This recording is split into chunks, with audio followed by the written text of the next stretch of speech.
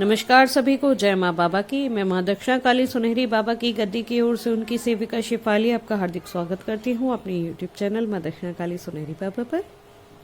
उम्मीद करती हूँ आप सभी स्वस्थ होंगे, व्यस्त होंगे और मस्त होंगे। यूट्यूब की तरफ से एक मैसेज आया है कि मेरे वीडियोस लोगों को पसंद आ रहे हैं, उसके लिए आप सभी का धन्यवाद। और यदि आप लोगों को मेरे वीडियोस पसंद आ रहे हैं तो लाइक करें, शेयर करें और सब्सक्राइब करें। आज का जैसा कि आपने हेडलाइंस पढ़ी, इसकी हेडिंग पढ़ी हुई है। जो हेडिंग है वो ये है कि माँ क्यों देती हैं अपने ही साधक को दंड। मेरा आश्रय यहाँ माता काली से है कि माता काली क्यों अपने ही साधक को दंडित करती हैं, पनिशमेंट देती हैं। और जाहिर है आप लोगों ने कई लोगों के, कई साधकों के, कई भक्तों के, जो गद्दी करने वाले इनके सेवादार हैं, उनके मुंह सुना भी होगा कि माता हमें स्वयं नहीं छोड़ती तो किसी और को क्या छोड़ेंगी। और स्वयं मेरा भी यही अनुभव है कि मेरा अनुभव भी इससे भिन्न नहीं है कि माता जब भी हम कोई त्रुटि या गलती करते हैं उसे नहीं छोड़ती हैं। उसका परिणाम हमें तुरंत प्रभाव से दे देती है। तो सोचने वाली बात है कि आखिर ऐसा क्यों है। ऐसा क्यों है कि माता स्वयं ही अपने साधक को दंडित करती हैं, जबकि वो साधक इतनी कठिन कठिन परीक्षाओं से गुजरता है और माता के सानिध्य में आता है, माता का सानिध्य पाता है, माता का आशीर्वाद अपने ऊपर लेता है, और बावजूद उसके माता तुरंत प्रभाव से इतनी परीक्षाएं देने के बाद भी उसे दंडित करती है। आखिर ऐसा क्यों? तो सबसे मुख्य जो प्रधान चीज आती है वो ये है कि माता हमें हमारे ही कर्म फल से मुक्ति दिलाना चाहती है। ऐसा आपने देखा होगा कि छोटी से छोटी भूल, छोटी से छोटी त्रुटि, छोटी से छोटी गलती के लिए आपको माता तुरंत प्रभाव से दंडित करती है, जबकि उससे कई लाख गुना बड़ी गलती और बड़े बेईमानी या ऐसी ही चीजें करने पर अन्य को दंड नहीं मिलता है।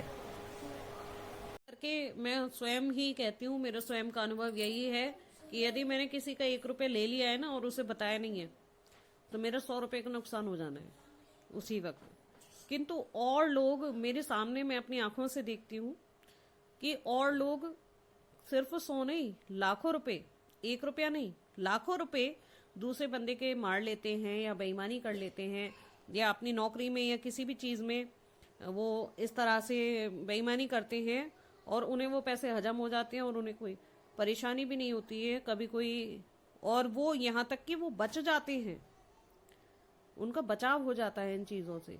मैं अक्सर करके सोचती हूँ कि मैं तो 1 रुपया भी यदि किसी का ले लेती हूँ, वैसे मैं लेती नहीं हूँ, मुझे पड़े हुए भी मिल जाते हूँ, कहीं ना कहीं दान दे देती हूँ, तो मुझे इतनी परेशानी हो जाती है। और दूसरा, लाखों का गबन कर लेता है, बेईमानी कर लेता है, अपनी नौकरी में से सब कुछ निकाल लेता है, या कुछ इस तरह का फेरता है कि सामने वाले को चोट भी पहुंच जाती है और इनको अपना फायदा भी हो जाता है। बावजूद इसके उनको कोई भी किसी भी प्रकार का दुख तकलीफ नहीं होती। वो उस पैसे को आराम से भोगता है, मौज मनाता है और आगे फिर दोबारा वही काम करने के लिए तैयार हो जाता है।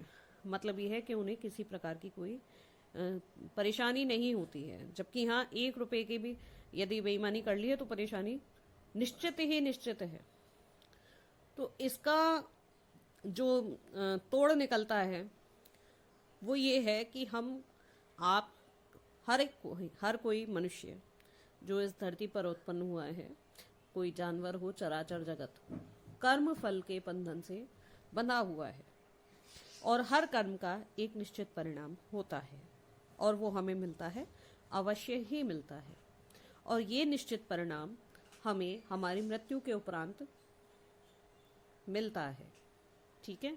लेकिन माता काली क्या करती हैं कि उस बंधन को, उस फल को तुरंत ना देकर, मतलब आगे के लिए ना छोड़कर, तुरंत के तुरंत हमें प्रदान कर देती हैं, ताकि हमारे आगे आने वाले समय में मोक्ष के रास्ते खुल सकें और हम इस प्रकार के किसी भी कर्म फल के बंधन से मुक्त रहें और जो हमारा जो मुक्ति हो वो अति उत्तम हो और हमारी गति सदगति में परिणित हो।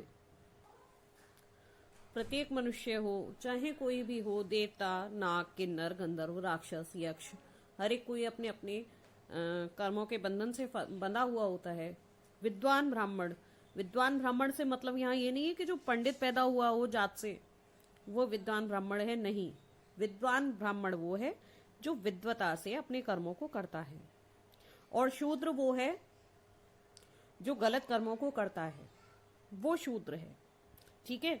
यदि एक विद्वान ब्राह्मण हो और एक शूद्र हो और वो कर्म को गलत करे, तो जो विद्वान ब्राह्मण है उसको अपने कर्म का फल ज्यादा भोगना पड़ेगा बनस्पत के शूद्र के। क्यों? क्योंकि विद्वान ब्राह्मण को उस किए गए कर्म के प्रत्येक प्रभाव का पता है, प्रत्येक परिणाम का पता है, और शूद्र को इसका ज्ञान नहीं है। इसलिए जो विद्वान होगा उसको परिणाम ज्यादा भोगना पड़ता है बनस्पत की, जो विद्वान नहीं है, जो मूर्ख हैं उनके। इसके अलावा भी मनुष्य में जो मानवता है उसमें भी कहा गया है कि हिंसा, बेईमानी, झूठ, द्वेष, राग, ईर्ष्या, इन सब चीजों से प्रत्येक मनुष्य को बचना चाहिए। और इसलिए हमारी जो माँ है, हमारी माता काली, हमें इन सब चीजों से बचाने के लिए, इन सब बातों से बचाने के लिए हमारे साथ में वो करती हैं जो उन्हें उचित लगता है और जो हमारे लिए, हमारी सदगति के लिए उचित है, ताकि आगे हम मोक्ष को प्राप्त करें, मुक्ति प्राप्त करें, और अन्य लोग अपने उन कर्मों के हिसाब से आगे जन्म लेंगे और उस नीचता को जो उन्होंने की है उसको भोगेंगे, अवश्य भोगेंगे। ठीक है।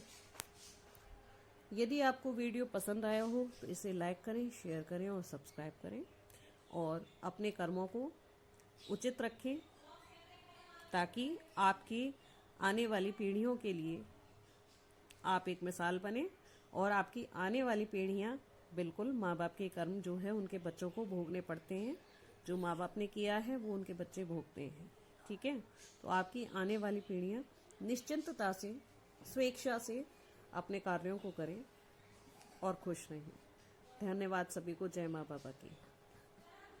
एक बात और कहना चाहूंगी कि माता काली बेशक अपने साधक को, अपने भगत को, अपने भक्त को दंडित करती हैं, और ताकि उनका साधक जो है उचित मार्गदर्शन में रहे, किंतु ये भी मैंने देखा है, एक बार नहीं कई बार अनुभव किया है कि यदि उनके भगत की, उनके साधक की गलती ना हो, कोई उन्होंने गलत ना किया हो, यदि कोई गलत कार्य ना किया हो, तो उस स्थिति में वो जिसने भी उनके उस साधक को, उस भगत को परेशान किया हो, तो जो माता के साथ, स्वयं माता को तो करने की जरूरत ही नहीं पड़ती, उनके साथ में उपस्थित शक्तियां, और यदि कोई भगत या कोई ऐसा जिस पर कृपा होती है माता की या किसी भी अन्य शक्ति की, वो शक्ति स्वयं ही अपने प्रभाव से उस बंदे की, जिसने माता के किसी भगत या सेवक को परेशान किया हो,